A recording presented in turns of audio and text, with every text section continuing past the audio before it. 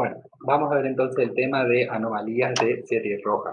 Como habíamos dicho, era necesario que repasen un poco lo que era membrana eritrocitaria, metabolismo eritrocitario y eristosis, a fin de ir más rápido o con mayor soltura en estos temas. Vamos a comenzar diciendo que esto es una serie roja normal, ¿sí? Así es como se tiene que ver al microscopio óptico en 100 por en un paciente que no presenta ningún trastorno asociado a la serie roja.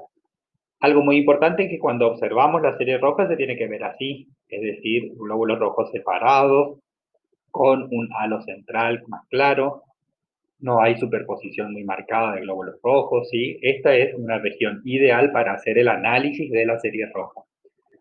Por eso es importante siempre realizar un buen frotis y ubicarse en la zona en la que se debe mirar el frotis. ¿Cómo se encuentra esa zona? Mirando al microscopio óptico, ¿sí? Porque muchas veces pasa en los trabajos prácticos que se ubican en esta zona y están viendo así y dicen, estoy en zona. No, no está en zona. Para estar en zona, los glóbulos rojos se tienen que ver de esta forma. Y hay que hacer un recorrido en esta región buscando justamente esta zona de glóbulos rojos.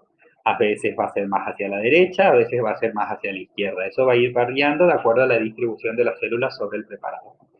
En esta región tampoco se observa, no se analizan directamente los elementos ni en esta región ni en esta región, porque justamente por el efecto físico que puede ocurrir al realizar el frotis, se deforman las células y no es correcto hacer un análisis morfológico en esta región o en esta región. Esto les aclaro porque muchas veces pasa que sacan una linda foto de un glóbulo blanco o de alguna otra célula en esta región o en esta región y quieren interpretarla. Y eso es erróneo. No se interpretan, no se analizan células en esta región. Por más que se sepa qué tipo de células es, ¿sí? Porque no se hace directamente el análisis porque se pueden perder otras características referidas al núcleo o a algunos gránulos, por ejemplo. Entonces, en esta región y en esta región no se analizan células, solamente se analizan en esta región. ¿Cuáles son las alteraciones de serie roja que vamos a ver? Vamos a ver alteraciones de tamaño, alteraciones de la forma, alteraciones de color de la hemoglobina o del contenido de hemoglobina y la presencia de inclusiones eritrocitales.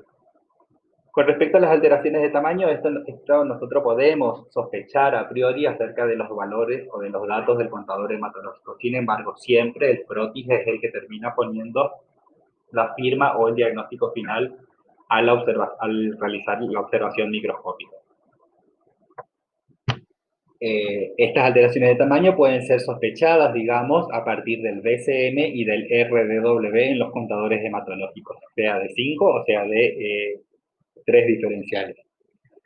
Con respecto a las alteraciones de la forma, ni los contadores de 5 DIF ni los de 3 DIF pueden brindar información precisa o certera acerca de las alteraciones de la forma. Por eso siempre es mandatorio mirar el frotis. Alteraciones en la coloración de la hemoglobina o en el contenido de hemoglobina, bueno, estos sí pueden ser sospechados más o menos a partir de algunos índices hematimétricos como el CHCM, por ejemplo, en los contadores hematológicos, o bien hoy en día existen algunos contadores de 5 diferenciales que utilizan análisis óptico de glóbulos rojos y dan un contenido promedio de hemoglobina y la distribución del contenido de hemoglobina. Y eso sí, aparte de estos contadores, bueno, se puede sospechar a priori, digamos, que ocurra alguna anomalía en la distribución de la hemoglobina. Sin embargo, siempre el frotis va a ser la herramienta de elección para detectar estas anomalías. Y con respecto a las inclusiones eritrocitarias, bueno, esto también es fundamental mirar el frotis.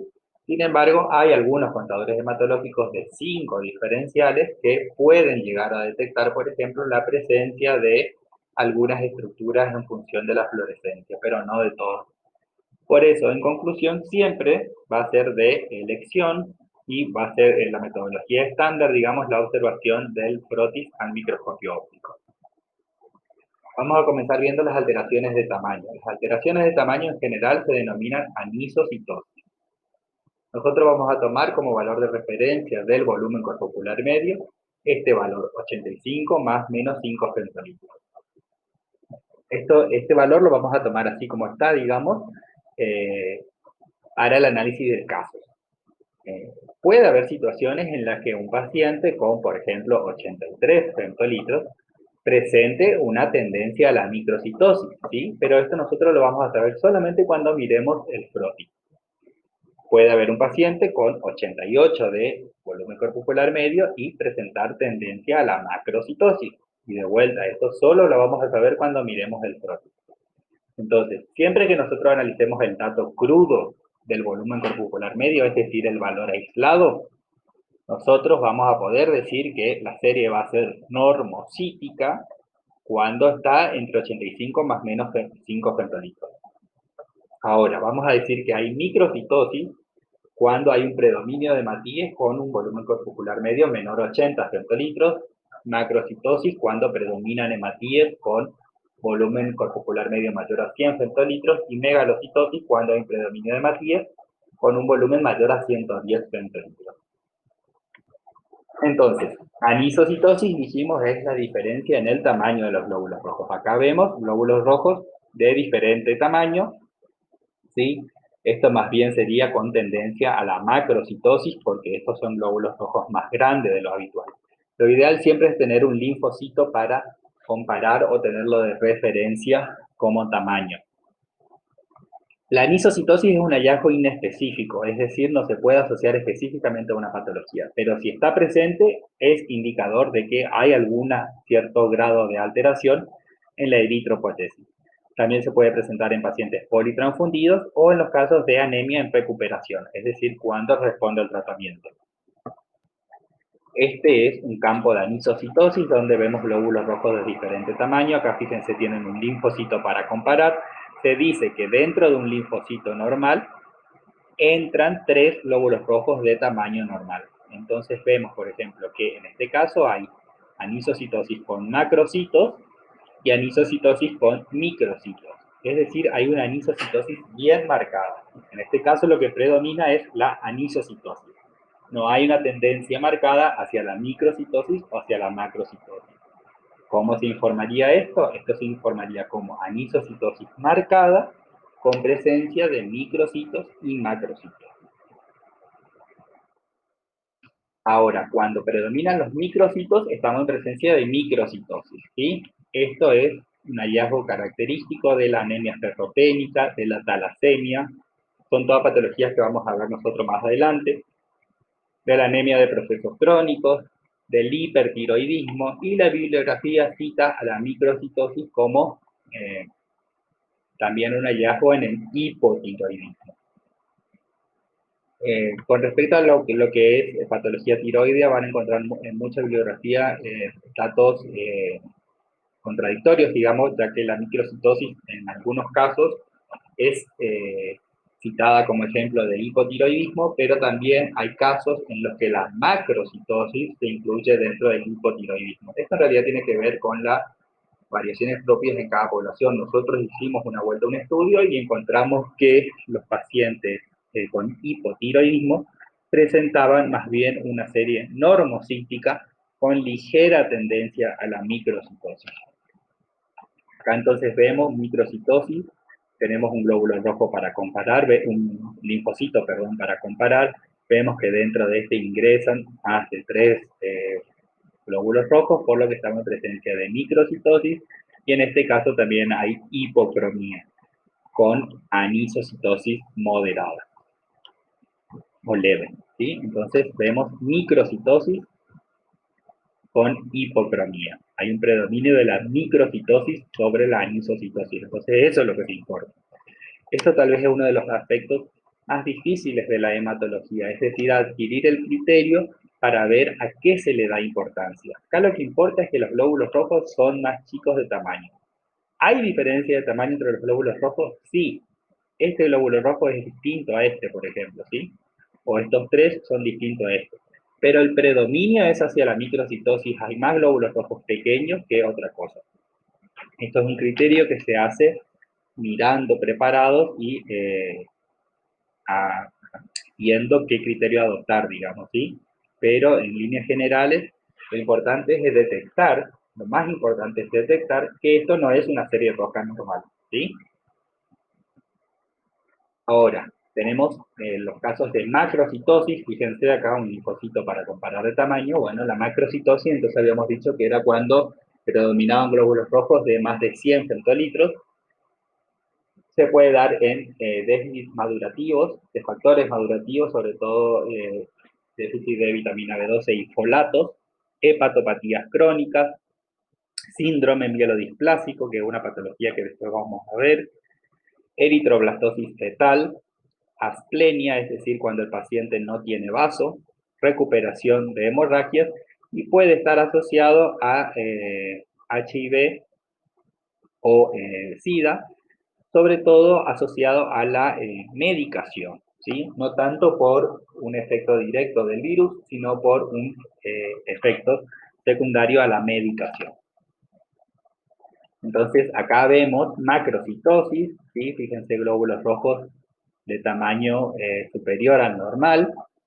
Vemos también que casi todos los glóbulos rojos son de tamaño superior al normal. Entonces, bueno, esto es una macrocitosis. También, tanto las macrocitosis como las microcitosis se pueden informar como leve, moderada o marcada. En este caso sería más bien de moderada a marcada o marcada. Y megalocitosis, habíamos dicho cuando se observaban glóbulos rojos de más de 110 centilitros. En general,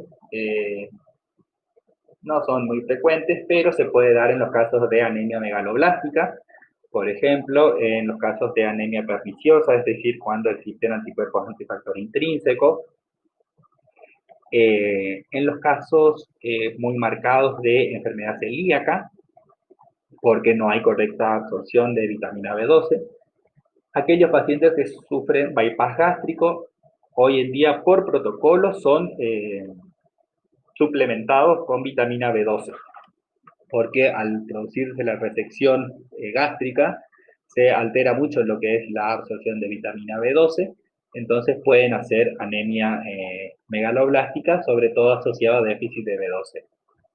Y los vegetarianos estrictos, bueno, esto sobre todo hoy con el veganismo, hay mucha controversia porque en realidad hasta hace cierto tiempo se establecía que la vitamina B12 funcional solamente era de origen animal. Esto es muy controversial y es motivo de estudio, pero se ha visto que en pacientes veganos, con una correcta dieta y suplementos vitamínicos, pero hay que ver de qué fuentes se obtienen esos suplementos, dado que, como ustedes saben, bueno, este estilo de vida es muy estricto. Se cree que podrían asimilar algunas otras formas de vitamina B12 obtenida a partir de bacterias o de algunos suplementos bioactivos.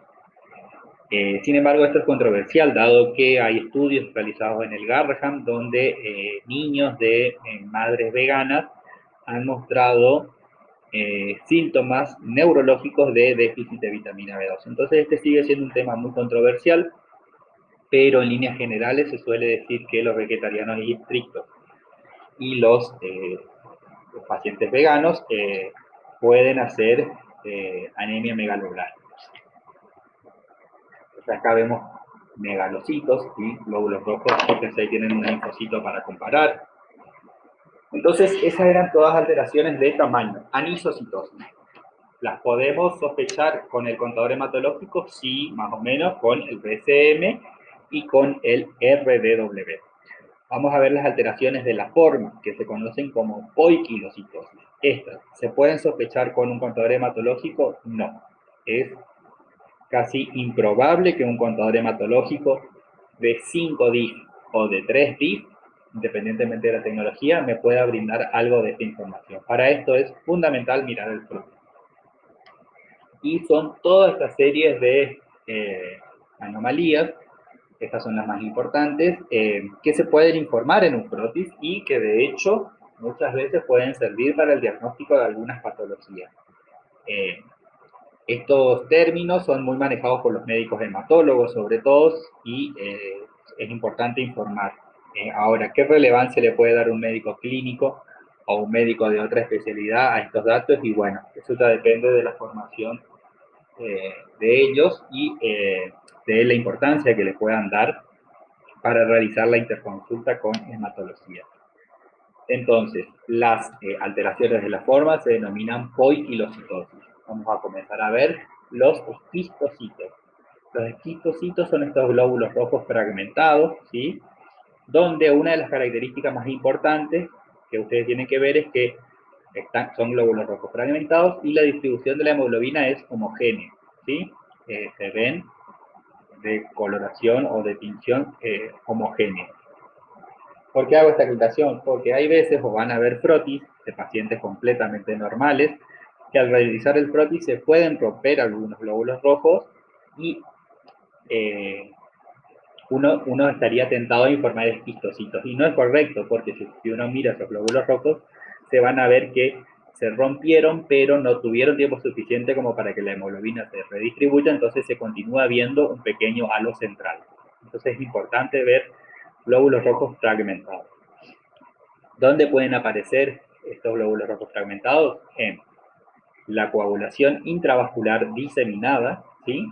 Una patología que vamos a ver más adelante, asociado al síndrome urémico hemolítico. En realidad, el síndrome urémico hemolítico presenta en su forma más grave coagulación intravascular diseminada y por eso se ven los esquistocitos. Prótesis valvulares, insuficiencia renal aguda, anemia microangiopática, hemoglobinuria de la marcha, es decir, aquellos maratonistas que hacen, por ejemplo, esas maratones de 42 horas, de 42 kilómetros, perdón, o carcinomas en los que la vasculatura del tumor es muy tortuosa, entonces lo que ocurre es que estos glóbulos rojos van impactando contra la pared vascular. En realidad se dice que para que existan esquistocitos en frotis, lo que tiene que ocurrir es un impacto de los glóbulos rojos con alguna estructura. Puede ser una red de fibrina, por ejemplo, en los casos de coagulación intravascular diseminada, una prótesis valvular, por ejemplo, en las prótesis de reemplazo cardíaco, o bien en los carcinomas, donde existe una vasculatura muy alterada y que lleve a que los glóbulos rojos impacten. Fíjense, estos son esquistocitos, esquistocitos, esquistocitos, es decir, glóbulos rojos fragmentados. Encontrarlos en frotis puede tener mucha relevancia dependiendo de lo que se esté buscando. Sobre todo en pediatría, cuando los médicos sospechan síndrome urémico hemolítico, es una situación, una verdadera urgencia hospitalaria, digamos, informar esto, ¿sí? Porque la presencia de esquistocitos junto con plaquetas bajas y un perfil renal alterado, es decir, urea y creatinina aumentadas, es muy sugestivo de síndrome urémico hemolítico y el paciente puede requerir diálisis y hay que avisar. Otra anomalía de forma es la presencia de dacriocitos, ¿sí? Son estos glóbulos rojos en forma de lágrimas. Son los más fáciles de identificar y están asociados a anemia grave, metaplasia mieloide adenogénica, que es una patología que van a ver más adelante. Siempre es fácil la memotecnia porque tienen forma de lágrimas, entonces se asocia a sufrimiento medular. Es decir, cuando la médula está muy estresada, pueden aparecer estos dacriocitos. Y también en pacientes con asplenia, es decir, que no tienen vaso. Acá una aclaración importante. Un paciente normal tranquilamente puede tener uno o dos dacriocitos en sangre periférica, ¿sí? Y eso no quiere decir que tenga alguna de estas patologías. Simplemente ese dacriocito no fue depurado todavía en el vaso, no fue eliminado. Y por eso lo podemos llegar a ver en sangre periférica. Algo importante también es, si el frotis se realizó de derecha a izquierda, vemos que estos se encuentran en forma aleatoria, es decir, no mantienen el sentido de la realización del frotis, porque esto simplemente puede ser un artefacto por haber realizado mal un frotis. Este no es el caso porque presentamos dacriocitos de distribución aleatoria, es decir, uno para este lado, otro vertical, otro horizontal. Acá vemos otro dacriocito.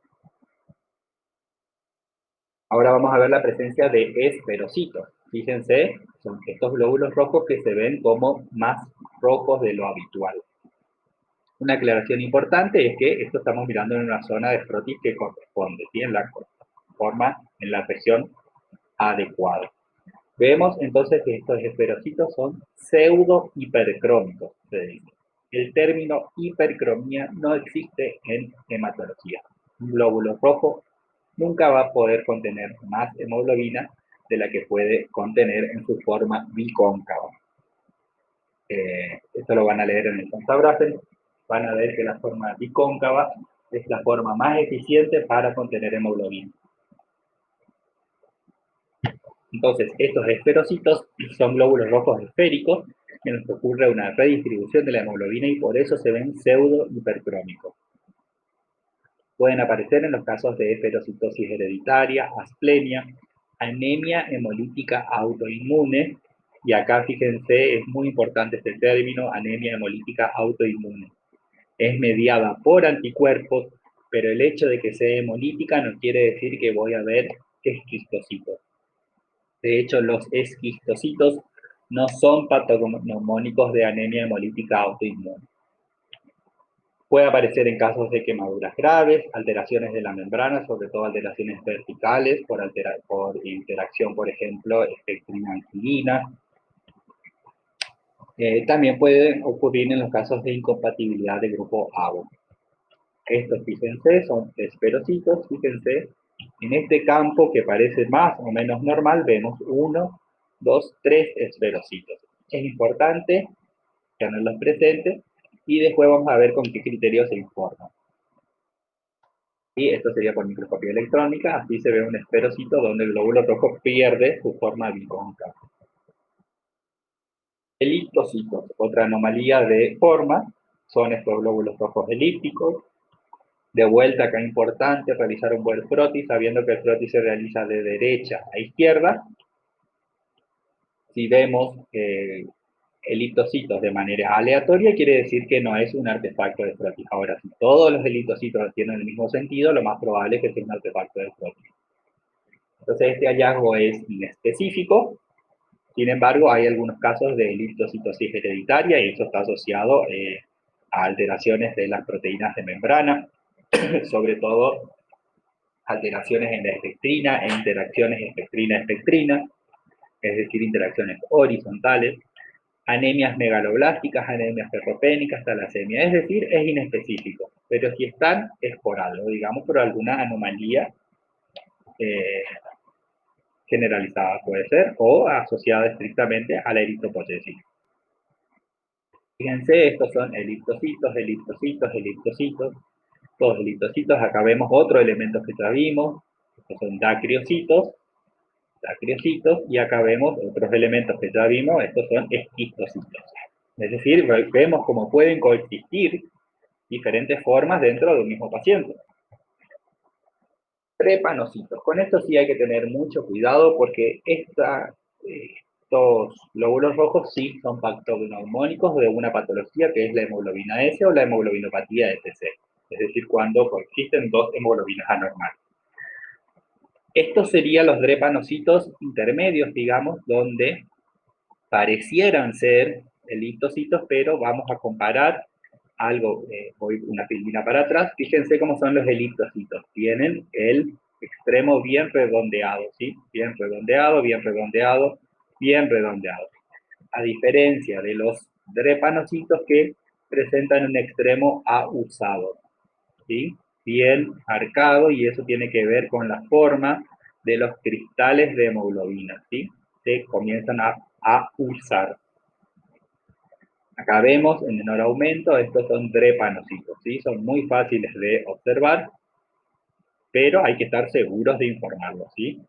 La característica es justamente que presentan el extremo ahusado.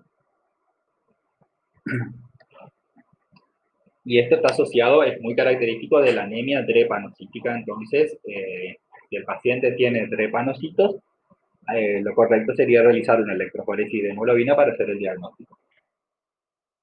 Target cell o codocitos son estas células. Nosotros las informamos como target cell, ¿sí? Referimos a esta terminología, en algunos libros hablan de codocitos, y en otros lugares hablan de dianocitos o célula en diana.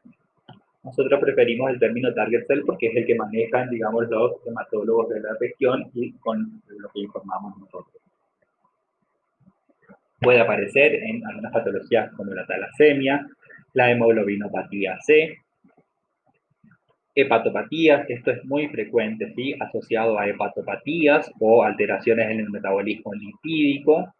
Esto tiene que ver con una distribución de lípidos en la membrana y el balance colesterol-fosfolípidos, que lo que hacen es alterar la fluidez de la membrana eritrocitaria. Déficit de L-citincolesterol transferasa, también justamente por el intercambio retrógrado que puede ocurrir entre lípidos sanguíneos y los lípidos de la membrana eritrocitaria.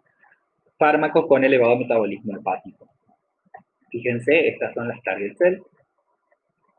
Vemos target cells, acá vemos un eritrocito, acá vemos un eritroblasto ortocromático. Estas son otras células que vamos a ver más adelante. Esto podría ser un esquistocito y este sería un acantocito, que lo vamos a ver más adelante.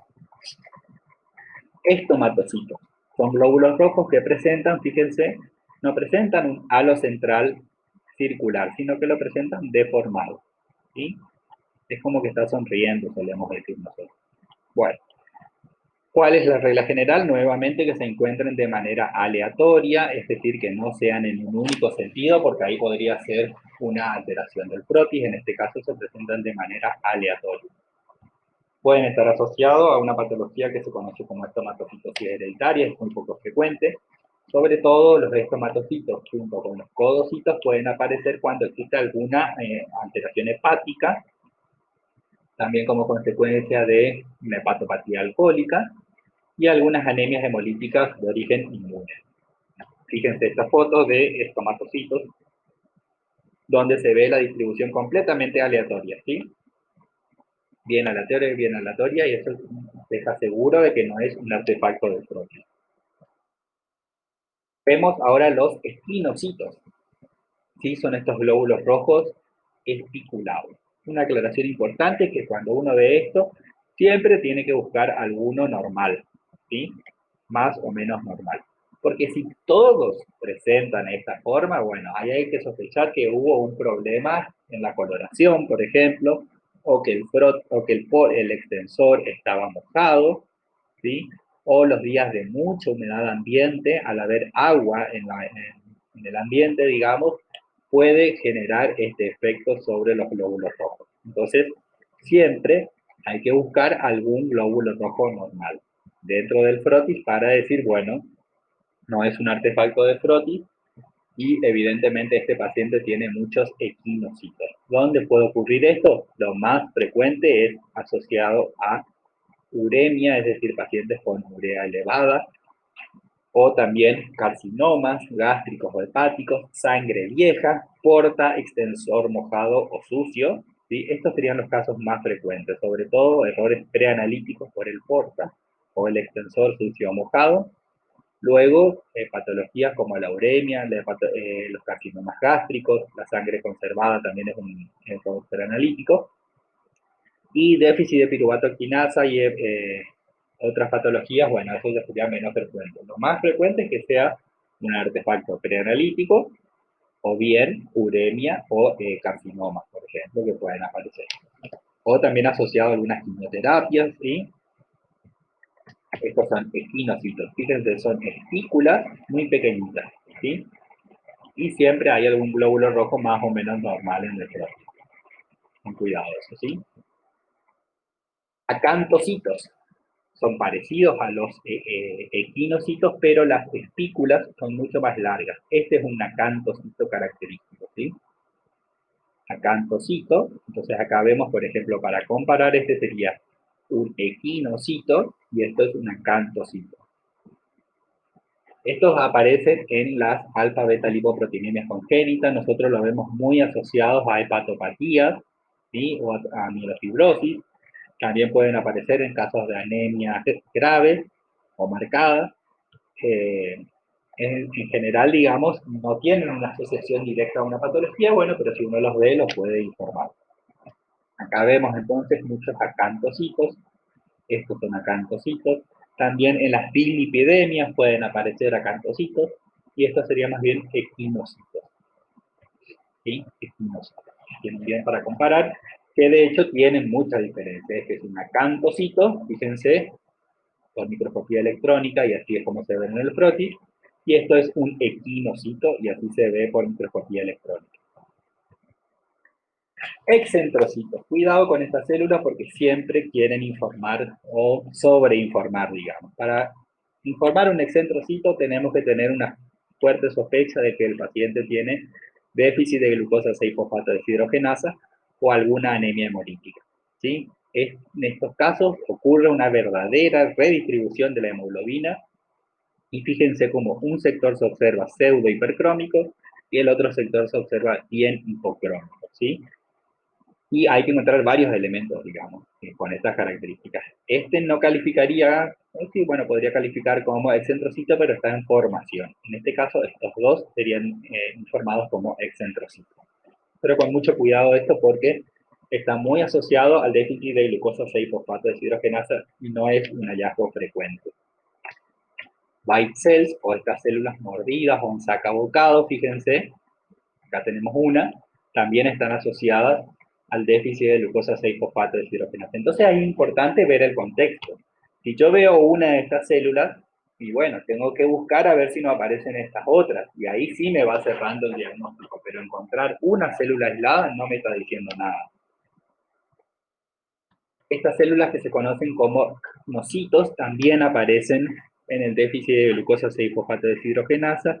Son estas que ustedes pueden ver como una especie de canastito o mango en canasto, ¿sí? Se caracterizan por tener dos halos más claros y en el centro presentan una coloración más oscura. De concentración de hemoglobina también son glóbulos rojos deformados. Este también es un nocito.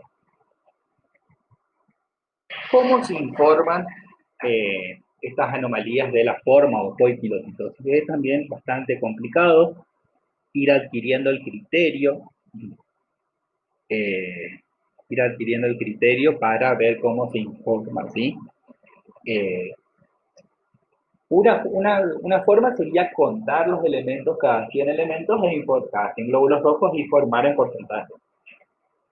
Eso es lo menos práctico, digamos, porque lleva bastante tiempo contar y hacer un análisis completo. Lo que nosotros recomendamos es practicar y adquirir el criterio. En esta tabla se presentan algunos valores de anomalías de serie roja cada 10 campos de eritrocitos, siempre mirado en tiempo. Fíjense cómo estos autores consideran que la presencia de esferocitos y acantocitos en 10 campos, ellos hablan de 0, eso sería lo normal. Nosotros consideramos que 1 o 2 cada 10 campos también puede llegar a ser normal, ¿sí? Esas son pequeñas discrepancias que pueden ocurrir de acuerdo a la población. En nuestra experiencia, un acantocito cada 10 campos no significa nada. Un acantocito cada 5 campos tampoco significa nada. Un esferocito cada 10 campos no significa nada. Ahora, distinto es la célula falciforme. Célula falciforme o drepanocito, eso sí, nadie tiene, a excepción de que tenga hemoglobinopatía S. Eso es otra cosa. Y ahora vemos cómo, por ejemplo, fíjense, dacriocitos, target cell, esquistocitos, ovalocitos, que serían una mezcla de eliptocito y glóbulo rojo normal, equinocito y estomatocitos. Estos autores sí consideran que podemos tener 1 cada 10 campos y eso sería normal. Y acá tienen cómo se informaría de manera ligera, moderada o marcada. Presencia de, por ejemplo, moderada presencia de esferocitos o marcada presencia de esquistocitos. ¿Sí? Así es como se debería informar en el informe.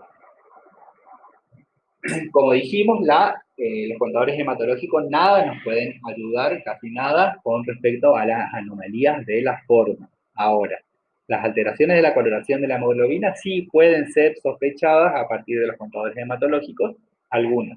Por ejemplo, la hipocromía y la pseudohipercromía sí pueden ser sospechadas a partir de los valores de HCM y CHCM en un contador de 3 bits o de 5 bits.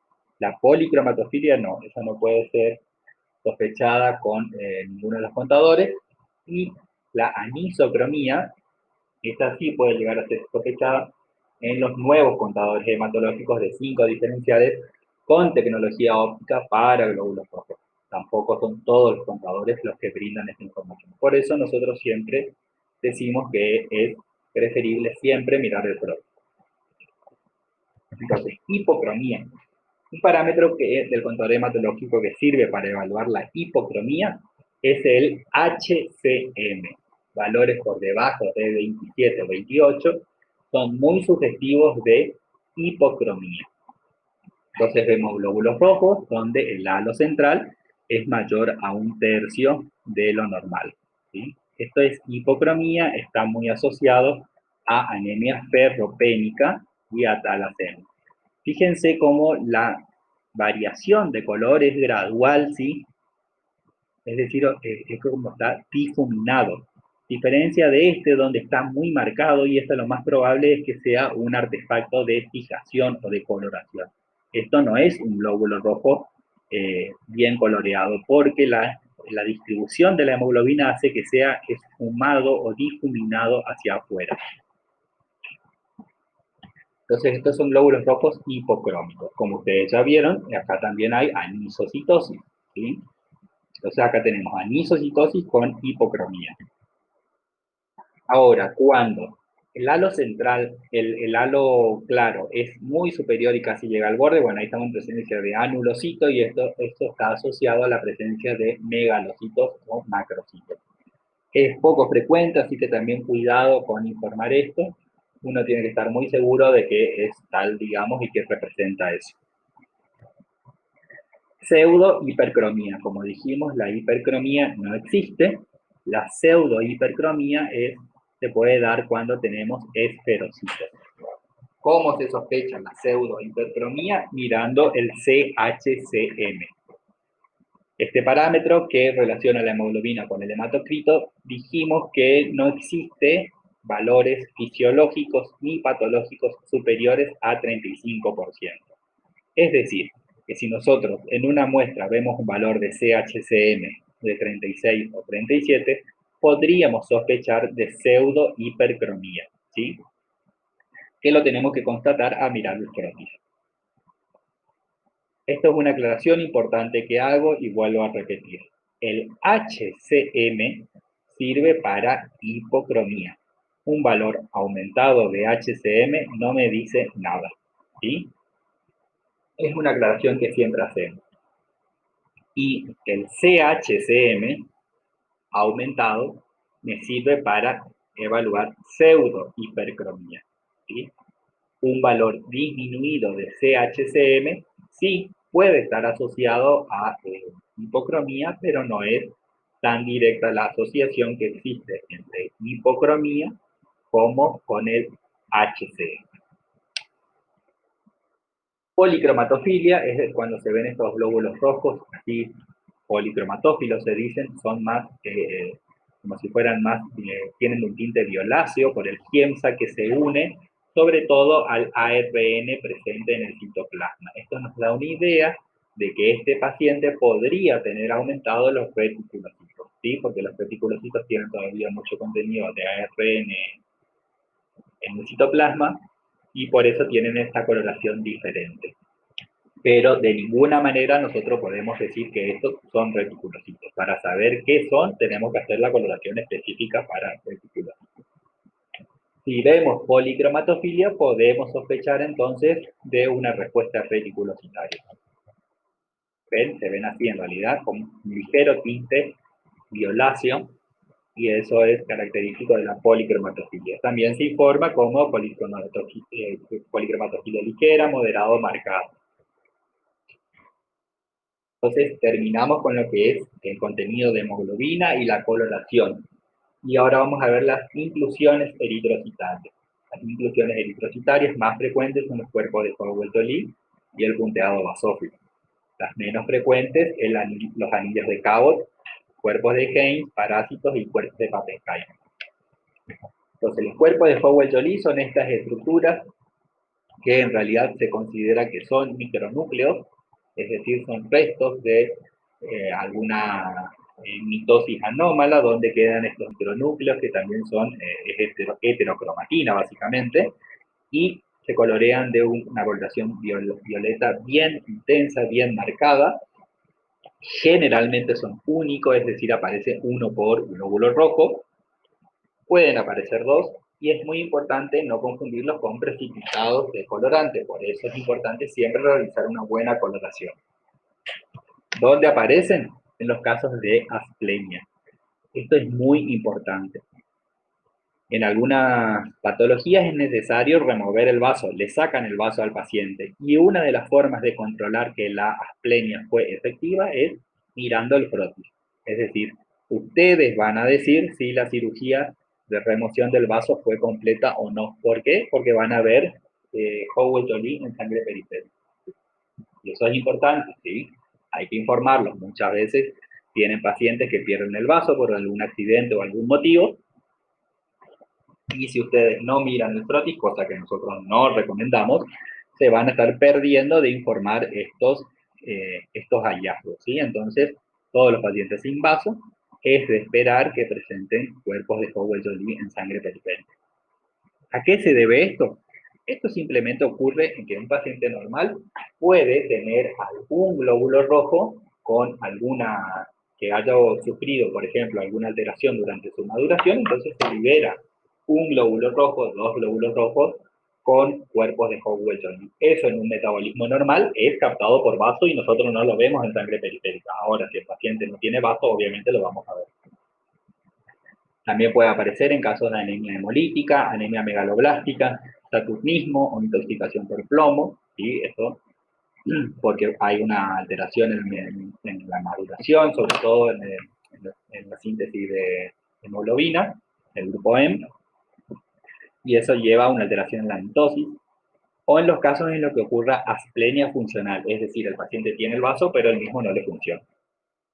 Vemos entonces acá cómo se ven los Howell-Joly. Acá vemos un histocito, ¿sí? Anillos de Cabot. Estos sí son menos frecuentes de ver, carecen de especificidad, aunque si se encuentran, indican un grave trastorno en la eritropoyesis, ¿sí? Son en realidad restos de membrana nuclear que pueden quedar en el glóbulo rojo. Acá se ve, fíjense la importancia de la coloración. Muchas veces no se ven porque la coloración está mal hecha. Punteado basófilo es otra inclusión eritrocitaria que puede aparecer, son estos pequeños puntitos basófilos que aparecen sobre todo, nosotros lo vemos mucho en anemias hemolíticas y beta-talasemia. Pueden ser marcador en realidad de exposición a plomo o intoxicación por plomo. Esto tiene que ver con la alteración en el metabolismo del grupo M, entonces lo que hace es un freno en la síntesis y van precipitando bases pirimidínicas, y aparece este punteado basófilo. También está muy asociado a algunos fármacos, ¿sí? Es muy frecuente encontrar asociado a algún fármaco. Esto sería como se ve. Fíjense cómo presenta una pequeña sutileza este punteado que es más fino, más homogéneo, a este otro que es como más masacote, más grosero, más grotesco. Esto puede aparecer en el contexto de una talasemia, por ejemplo, o un síndrome mielodisplásico. Esas pequeñas sutilezas se pueden ver al microscopio. Cuerpos de Pappenheimer, nosotros no lo vemos mucho, no se informa tampoco. Puede estar asociado a sobrecarga de hierro, es decir, aquellos pacientes que toman suplementos de hierro en exceso, y en algunos casos de talasemia. Acá en esta imagen vemos que son más bien únicos y generalmente son de un color más bien rojizo, y acá arriba tienen un punteado basófico. Se verían entonces, son precipitados de hierro, no hemínico. Cuerpos de Heinz son estas estructuras que se pueden ver por coloración prolongada con azul brillante de crecilos, y son estas estructuras, se ven polares, pueden aparecer en esta patología, no son muy frecuentes, por eso lo vamos a pasar un poquito rápido. Y con azul brillante de Crecilo, bueno, se pueden ver entonces los cuerpos de Heinz, que se ven así como si fueran pelotitas de golf, se dicen. Esto sería un reticulocito normal, ¿sí? Esto sería un reticulocito normal, y los cuerpos de Heinz aparecen así, de manera polar. Y así se verían con una coloración específica azul de Nilo. También como inclusiones eritrocitarias se suelen estudiar a la presencia de parásitos, ¿sí? Sobre todo parásitos causantes de malaria, Plasmodium falciparum, las distintas formas que ustedes habrán visto en parásitos. Hoy en día hay algunos contadores hematológicos de 5 diferenciales que pueden analizar la fluorescencia y tirar alguna alarma, pero de ninguna manera van a decir qué es lo que tienen, ¿sí? Simplemente tiran la alarma diciendo que esos glóbulos rojos tienen algún contenido extraño, pero siempre hay que mirar el frotis para poner el diagnóstico. De esto sí, no pueden brindar ninguna información los contadores hematológicos, la presencia de trijanosomas, hay que hacer preparado y mirarlo. Babesia microti también es una infección muy frecuente en perros, sobre todo, pero que puede ocurrir en adultos. Y finalmente, otros hallazgos que no entran en la categoría de ninguna de las que estuvimos viendo. Bueno, una de esas es lo que se conoce como rule-off. Rule-off es la presencia de pila de monedas, ¿sí? Esto es muy frecuente encontrarlo cuando existe alguna alteración en el potencial Z de los glóbulos rojos, que lo que hacen es que se apilen, es decir, que dejen de repelerse y se apilen.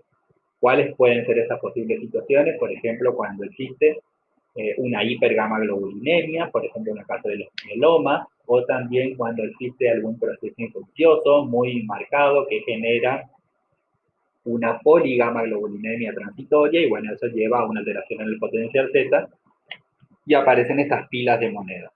De vuelta, tiene que ser de manera aleatoria el frotis, y se tiene que correlacionar, digamos, con alguna otra determinación, como por ejemplo una eritrosedimentación aumentada.